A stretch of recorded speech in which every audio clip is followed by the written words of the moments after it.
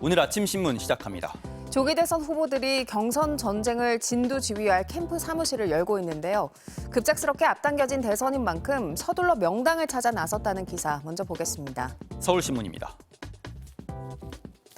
이재명 전 더불어민주당 대표는 2007년 이명박 전 대통령이 대선 캠프를 차렸던 민주당 당사와 200m 떨어진 용산 빌딩에 캠프 사무실을 차렸고요.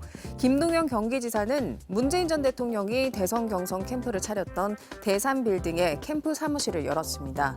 김경수 전 경남지사는 유일하게 여의도를 벗어난 한흥 빌딩에 캠프를 차렸는데요. 국민의힘 소속 후보들도 과거 대통령을 배출한 건물로 몰렸습니다. 김문수 전 고용노동부 장관과 홍준표 전 대구시장, 한동훈 전 국민의힘 대표, 유정복 인천시장이 모두 대하빌딩에 캠프를 열면서 불편한 동거가 시작됐는데요. 대하빌딩은 김대중, 박근혜, 윤석열 전 대통령이 대선 캠프 사무실로 사용했던 곳으로 명당 중에 명당으로 꼽히는 곳이라고 신문은 전했습니다. 다음은 동아일보입니다. 영남권을 덮친 역대 최악의 산불로 삶의 터전을 잃은 지역들이 관광객 감소로 이중고를 겪고 있다고 합니다.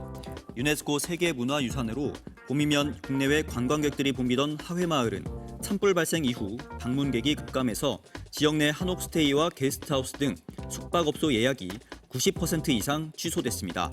안동 찜닭과 강고등어 등 지역 대표 음식점의 매출 역시 절반 이상 감소했고요.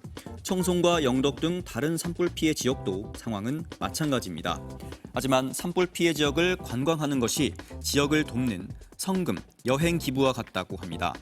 각 지자체는 모금과 연계한 관광 행사를 열고 지자체장이 직접 방문해달라는 문자를 보내는 등 착한 관광을 독려하고 있습니다. 이어서 매일경제입니다. 감사원의 재외공관 운영실태 감사보고서에 따르면 외국 교과서에서 한국 이미지에 부정적인 영향을 미치거나 객관적 사실과 다른 중대한 오류가 발견됐는데요. 11개 해당국 재외공관이 이를 방치하고 있었던 것으로 드러났습니다. 영국 일부 교과서에는 한국은 동남아에 속한 나라, 한국은 마약 제조국 이런 내용이 포함돼 있었고요. 헝가리 교과서는 1750년부터 1850년에 걸쳐 스페인의 식민 지배를 받았다고 설명했습니다.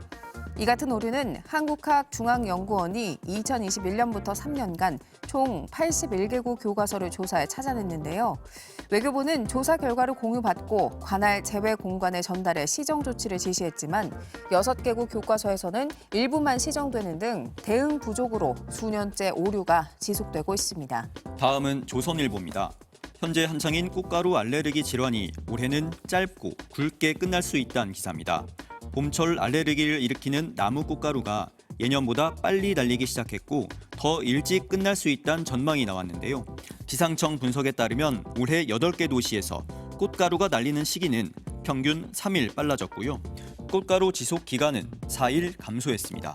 다만 수목별 날림 시기가 조정되면서 올해는 여러 수목이 동시다발적으로 꽃가루를 뿜어내는 특징을 보이고 있다고 신문은 전했습니다. 끝으로 지역신문 기사 보겠습니다. 전북 도민일보인데요. 전북 양봉업계가 사면 초과에 몰렸다고 합니다. 최근 기후변화와 질병 등으로 꿀벌 생태계가 붕괴되면서 꿀 생산성이 떨어지고 값싼 베트남산 벌꿀 수입이 급증하면서 경쟁력마저 악화되고 있기 때문입니다. 최근 도내 양봉 농가의 실태조사에 따르면 꿀벌 약 9억 4천 마리가 소멸된 것으로 나타났고요. 양봉에 필요한 벌통값은 3배 가까이 올랐습니다. 특히 오는 2029년부터 베트남산 벌꿀이 무관세로 수입되는 만큼 상황은 더 악화될 전망입니다. 지금까지 오늘 아침 신문이었습니다.